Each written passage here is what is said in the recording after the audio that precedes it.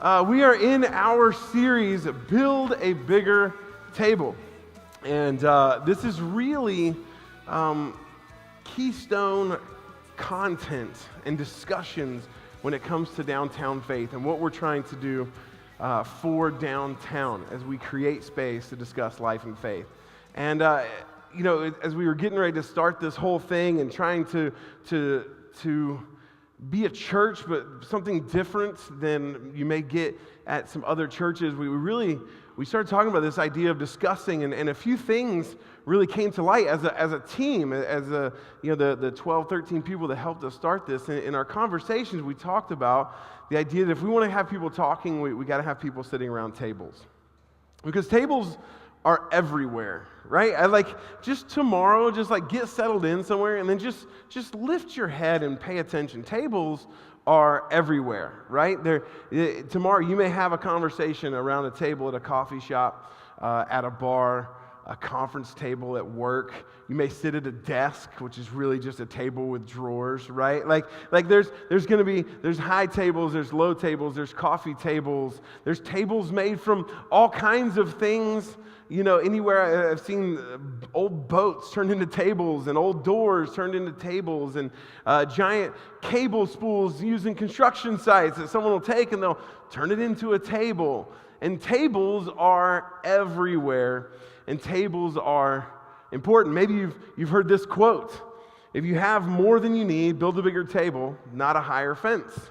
Right? This idea of there's this concept in the world that we tend to, as human beings, we tend to tribe up, and we tend to try and be comfortable, and we tend to may have our tables, but we have sitting at our tables the people that we are maybe most comfortable having at our tables. The people maybe who are most like us, because like tends to attract like. We just understand that. And our tendency is, instead of to build a bigger table and to invite a lot of people that are maybe very different and diverse, we tend to just build higher fences and bigger walls within our sub-community or our sub-culture. I even read a tweet literally last night where someone said, the most inclusive group that I can ever find myself in, right, includes these people, these people, these people, these people, these people. They still don't like fat people. And I thought, man, isn't that true? Isn't that what we do? We consider ourselves inclusive and everyone's welcome. And how often do churches do that? Everyone's welcome. But then once you get there and once you participate, you understand, no. Certain people either they're not really welcome, or at least they're not made to feel welcome, or they're not made to feel that they get to participate. And it's not just a church thing, it's all over, in every sub-community and every sub-culture struggles with being truly open to building a bigger table and to having that openness and that mindset. But tables are important, and tables matter. And so as we talk about building a bigger table, we have to first establish why tables. Why would we want to build bigger tables? Why do we want to build more tables here at Downtown Faith in the downtown community? Why do we want to do that? What's the point? Well, it's simply this. Tables mean chairs, and chairs mean people, and when you get people around the table, something happens.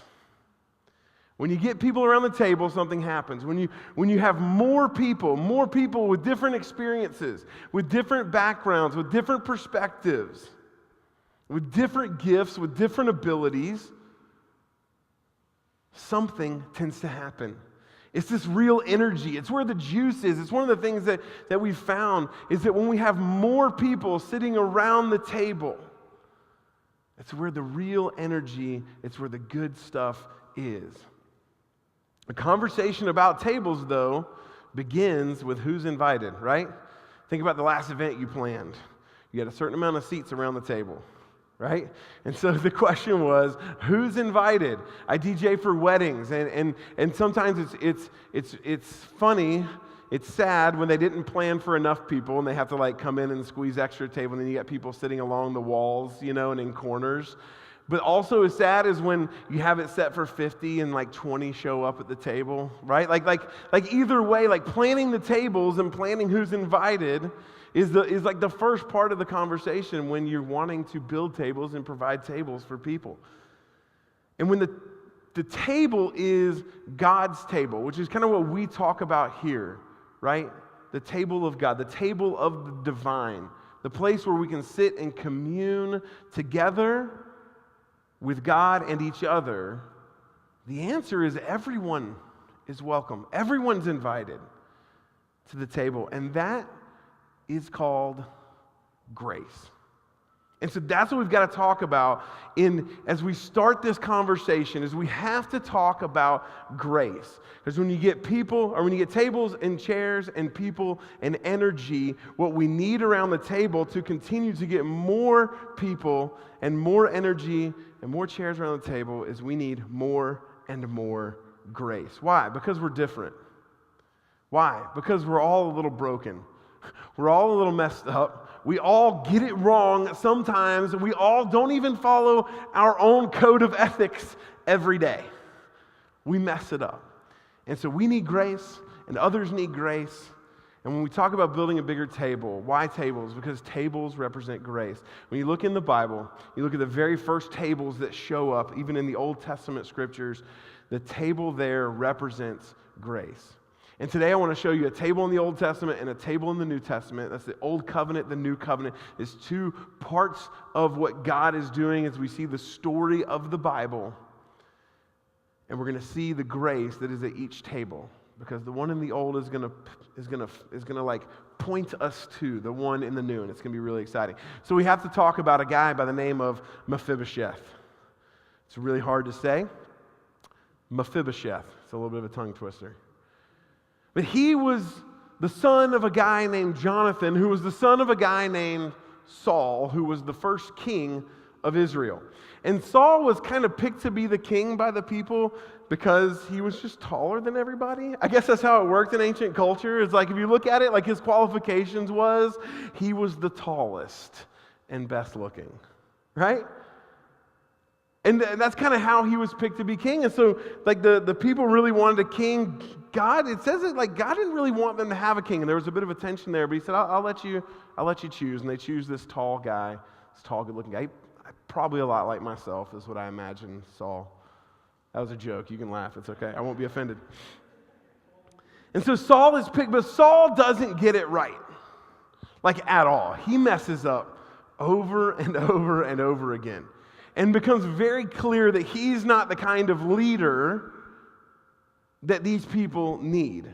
And so the how it worked in that ancient culture was you had the prophets who kind of had like their ear to the voice of God, and then they would talk to the people, they would talk to the king about what God wanted, and the prophet was really like, listen, we've got to have, God wants us to have a different king, a different line.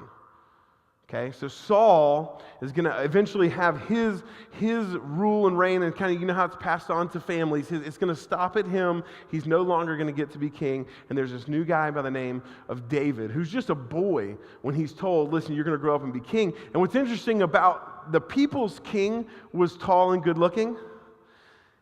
God's king was the youngest in his family, and he wasn't much to look at. All of his older brothers were special, and they thought, like the prophet thought, well, of course it's going to be one of these guys, and it's like, but no, I don't think God, it's not any of these guys. And David was so much not going to be the next king, like his own dad didn't even bring him to the meeting. The prophet said, hey, I want all of your sons to show up, and all but David were invited. And the guy's like, don't you have another son? Because I'm not feeling any of these as who God had. He's like, well, yeah, we do have one more, but he can't be him. And it was absolutely him, because it tells us God looks at the heart, not the outward appearance. We tend to look at the outward appearance and not the heart of a person, right? And so you have David. Well, David actually becomes best friends with Jonathan, who is supposed to be next in line to be king, right? If his dad had messed up. But they actually become best friends. And Jonathan's okay with the fact that David is going to be the next king and not himself. Jonathan is a great friend. If you want to look at friendship in the Bible, look at the story of David and Jonathan and the affection that they had for each other. The tight-knit friendship that these guys had for each other was awesome.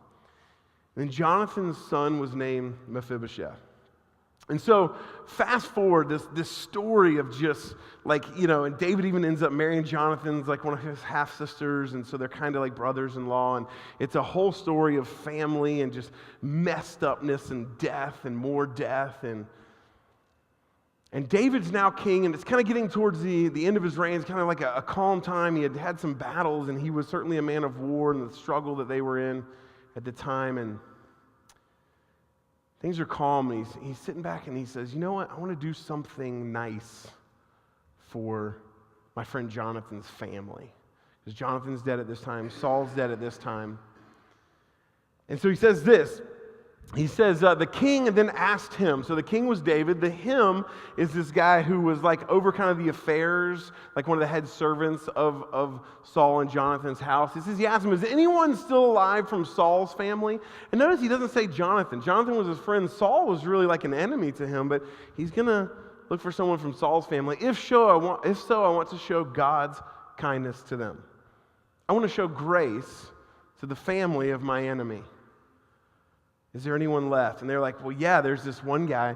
His name is Mephibosheth, but there's a problem, king. He's crippled. He's lame. Because when he was young, he was running. His nurse had him and was having to flee where they lived and actually dropped him. And he broke his legs and he was never the same again. And that culture, an ancient culture, your worth came from what you could produce or what you could reproduce. So for men, it was about having an able body to work. And for women, it was about having an able body to have children. And this is how ancient cultures worked to preserve culture and to continue life moving forward. It was about what you could produce and what you could reproduce. And so we see this man that is broken. He's been broken his whole life, and he actually was in line to be king at some point, and he's not. And because someone else messed it up for him that was ahead of him. And so he's broken and he's lost and he's without, and he's probably very poor and probably very destitute. And David says, well, I want to show him God's kindness. Not the kindness that like people show each other, but the kind of kindness that God shows, the kind of grace that God shows.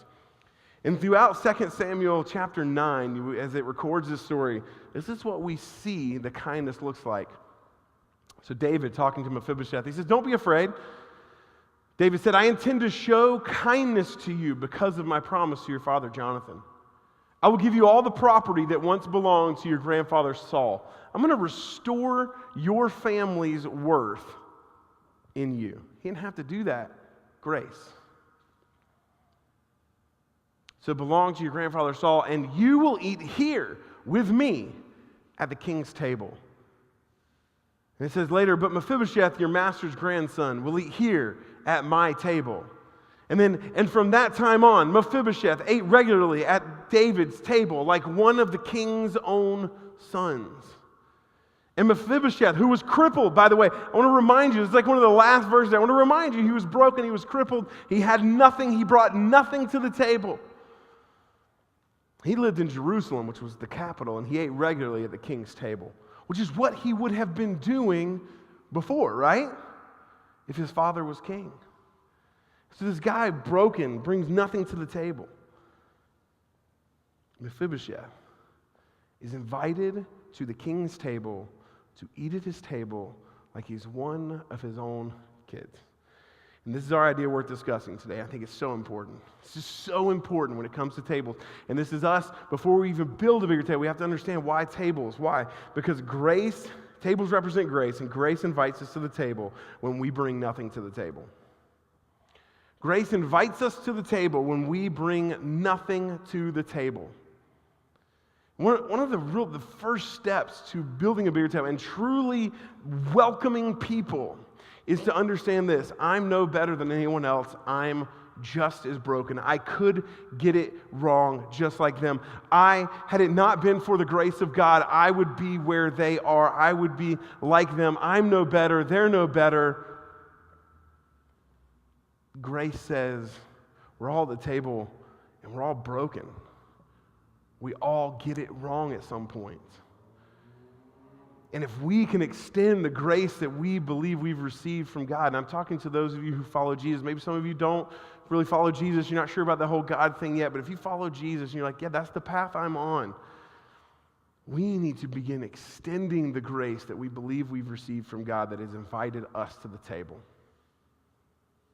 Because tables mean grace, and grace invites us to the table when we bring nothing to the table. If we fast forward and we're going to look at Jesus at the table with his disciples, this is coming up. Jesus is getting ready to die. This is like towards the end, and so before this, he wants to have a Passover meal with his disciples. He has them go prepare a table. They sit at a table.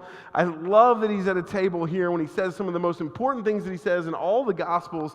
He's sitting around a table.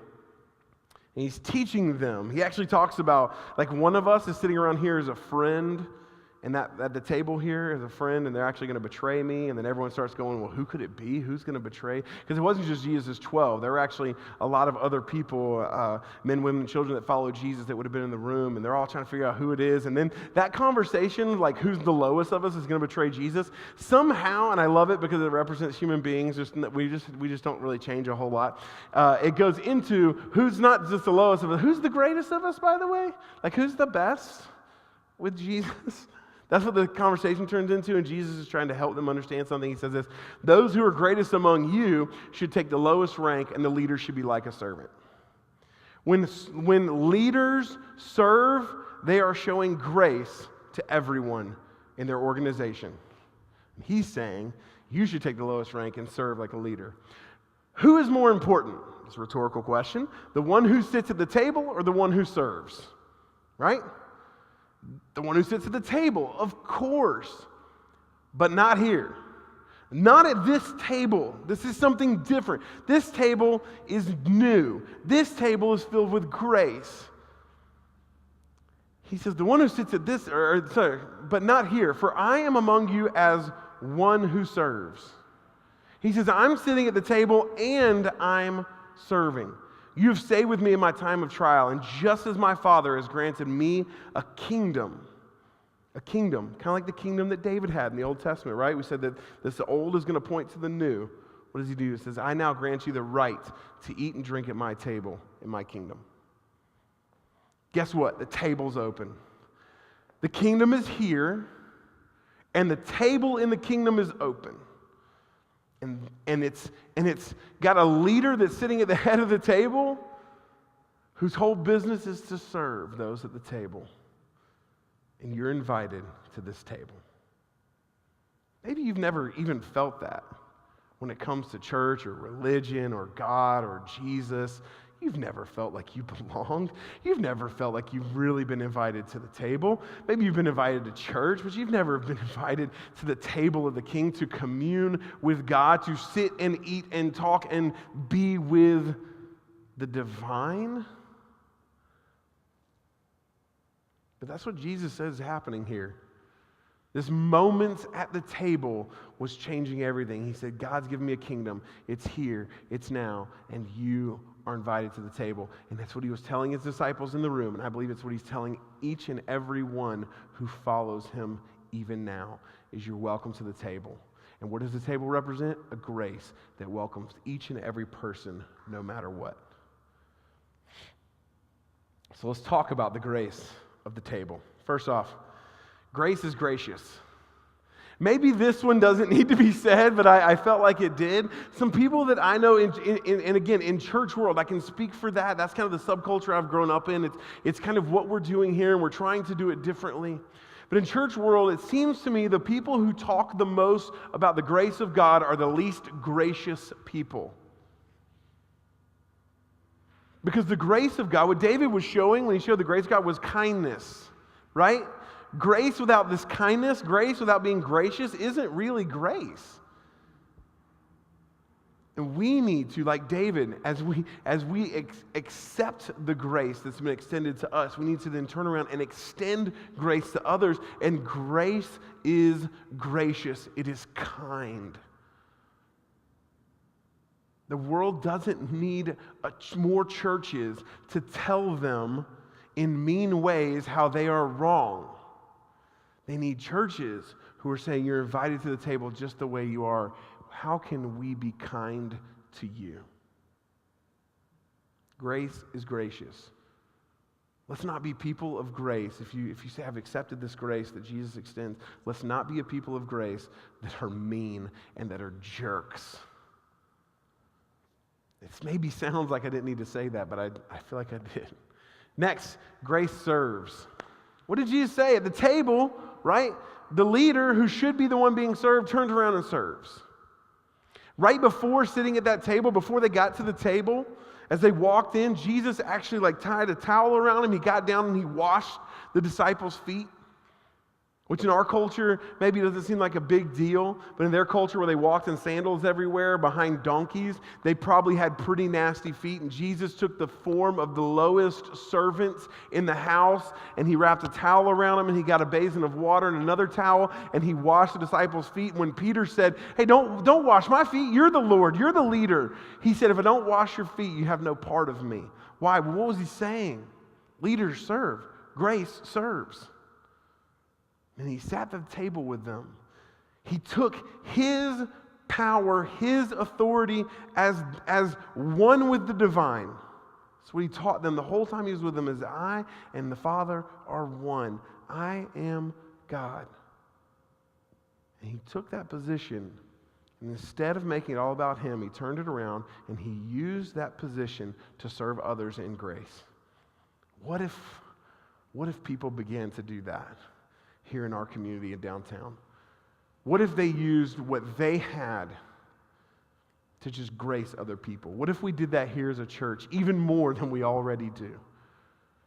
We took any influence that we had and we used it for the benefit of others, like Jesus, and we began to serve. We're going to have some opportunities on that. We're already planning stuff for November. We're going to have our next Be Rich campaign.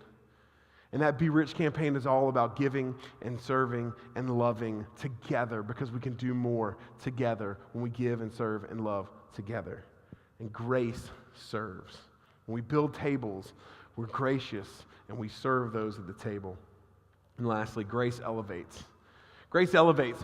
What happened to Mephibosheth? He went from nothing to having everything, and all he had to do was accept it. He was elevated. What happened with the disciples? They went from being followers to having a seat at the table in the kingdom of God. I can maybe even ask you, what's happened to you? And you can say, God's been good to me. Grace has been good to me. And I feel elevated. I feel worth. Think about Mephibosheth's brokenness and the worth that sitting at the table of the king, like one of the king's sons for the rest of his life, would have done for him. What if we could do that for other people when we've accepted that God's done that for us? This quote from the book here says this: tables and chairs and people and energy and grace and food and sitting and sharing and snacking all become holy in the presence of Jesus. Everything that we do and everything that we are gets elevated when we're sitting at the table of Jesus. Why? Because that table represents the grace of God. Now, grace says this: here's the table, you're all invited. You don't have to be anything different. There are no rules, there are no steps. David didn't say, okay, Mephibosheth, you're invited in, but can you bathe first? He didn't say you're invited in as long as you figure out how to walk. You're invited in as long as you'll do X, Y, and Z for me. That's not grace. Grace says you're invited. Grace says you're accepted. Grace says the unacceptable is accepted. The broken is invited. But then there's one more thing. One more thing. And for some of you, this may be where you are today, is there's faith. You see, faith says that the unacceptable accepts that they are accepted. Mephibosheth could have just stayed where he was. He could have said, I don't believe that the king is going to show me that kind of grace. I just don't believe it. It's too unbelievable. I'm going to stay where I am. The disciples could have said, yeah, right, Jesus. You just keep telling us you're about to die, but then you're also telling us that you're going to be in this kingdom and you're going to be authority and we're going to sit with you at the table. Yeah, right. And they could have walked away. But in faith, we accept that we are accepted. We show up at the table. We begin to live as though God loves us through Jesus just as we are, no matter what. Again, maybe that's where you are. Maybe you see the grace and you feel the grace and you want the grace and you want to be at the table, but you're like, but I've never actually stepped forward in faith. I've never said, yes, I believe that I've been accepted by God no matter what. And can I tell you this? That's real inclusivity. Right? Like that's a big thing in our cultures, to be inclusive and to be welcome. That's real inclusivity. When God's like, listen, everyone's invited. Everyone can come to the table. You just have to believe that you've been accepted. You just have to accept it. And when we do, our life begins to change because grace invites us to the table when we bring nothing to the table.